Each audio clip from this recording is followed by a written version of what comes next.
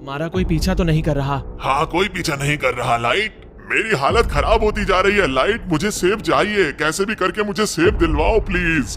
अच्छा ठीक है, तुम्हें सेब चाहिए ना रियूक, तुम्हें मिल जाएंगे। प्लीज ड्रामे करना बंद करो अब। ये हुई ना बात, सेब खाऊंगा और सर के बल नाचूंगा। वाकई सेब खा के ऐसा लग रहा है जैसे जन्नत मिल गई हो। शुक्रिया लाइट। मेरे बहुत मेहनत के पैसे हैं, पूरा साफ करो।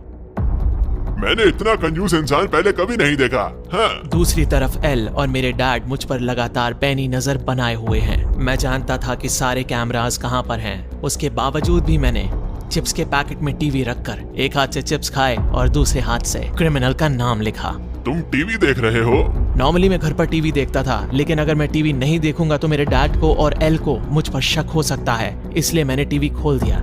इस तरह मैंने क्रिमिनल्स के नाम याद कर लिए और घर से बाहर निकलते ही उन क्रिमिनल्स का नाम अपनी जेब में रखे डेथ नोट के पेज में लिख दिया। इधर एल पुलिस ऑफिशियल्स के साथ मीटिंग में बताता है कि दोनों परिवारों के ऊपर कड़ी सर्वेलेंस और ऑडियो रिकॉर्डिंग्स को सुनने और देखने के बाद उसे ऐसी कोई भी चीज नहीं मिली जिससे यह साबित हो पाए कि उनमें से ही कोई कीड़ा है।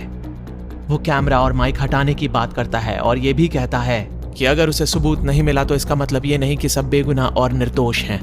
एल के हिसाब से अब भी 5% चांसेस हैं कि दोनों फैमिलीज में से कोई एक कीड़ा हो सकता है। एल को लगता है कि वाकई अगर दोनों परिवारों में से कोई एक कीड़ा है तो उसके दिमाग की दाद देनी होगी, क्योंकि लगातार सर्वेलेंस के बावजूद भी और ऑडियो रिकॉर्डिंग्स के बावजूद भी एल को और पुलिस ऑफिशियल्स को दोनों परिवारों के किसी भी मेंबर के खिलाफ कोई सबूत नहीं मिलता है।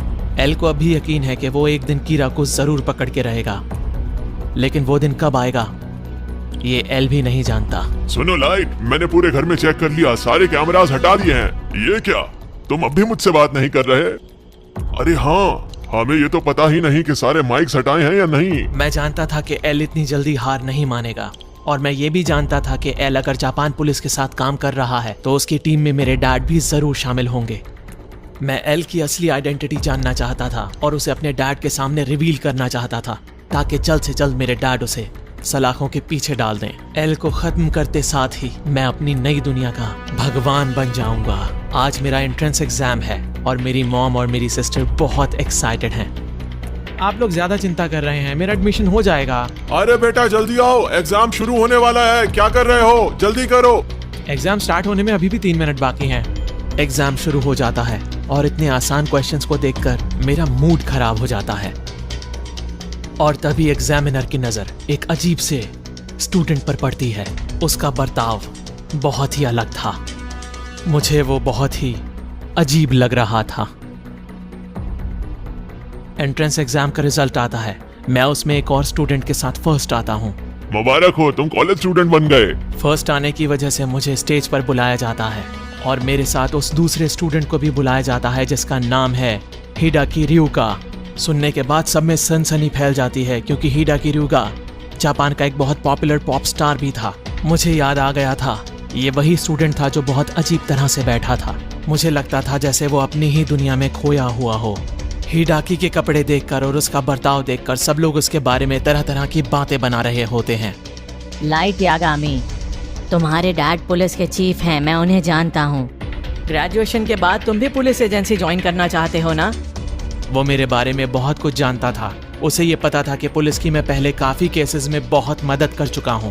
फिर वो मुझे कहता है कि कीड़ा इन्वेस्टिगेशन से रिलेटेड कोई बात है जो उसे पता है और वो मुझे बताना चाहता है।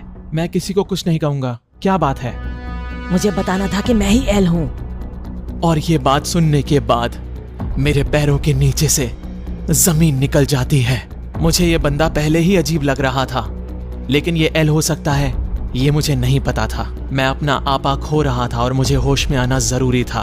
ये जान करके तुम ही एल हो, मेरे दिल में तुम्हारी लिए इज्जत और बढ़ गई। मैंने अपनी रियल आइडेंटिटी तुम्हें इसलिए बताई क्योंकि मुझे लगता था कि कीड़ा केस में तुम हमारी मदद कर सकते हो।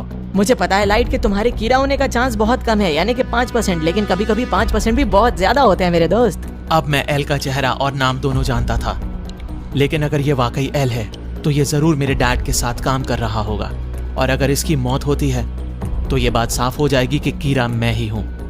क्या पता इसने जो अपना हिडाकी ryuga नाम बताया हो वो गलत हो।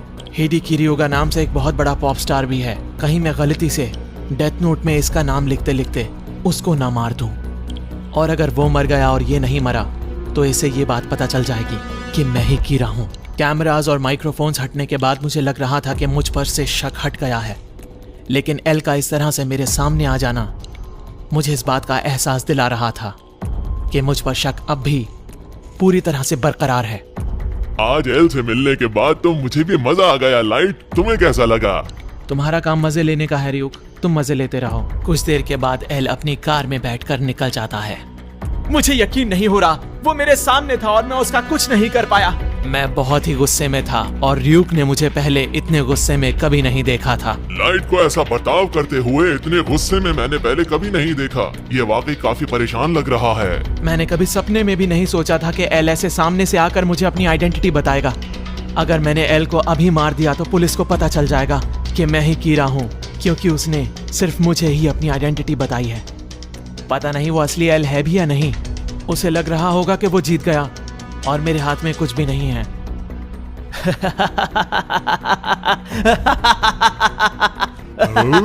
इस तरह से एल के आने का मतलब है कि उनके पास मेरे खिलाफ कोई सबूत नहीं है। अब मुझे जानना है कि क्या वो वाकई एल है या फिर कोई बहरूपिया है। अगर वो वाकई एल है तो मुझे उसका भरोसा जीतना होगा, और उसका भरोसा जीतने के बाद मैं उसे जान से मार दूंगा, फिर चाहे मुझे उसे अपने हाथ से ही क्यों ना मारना पड़े।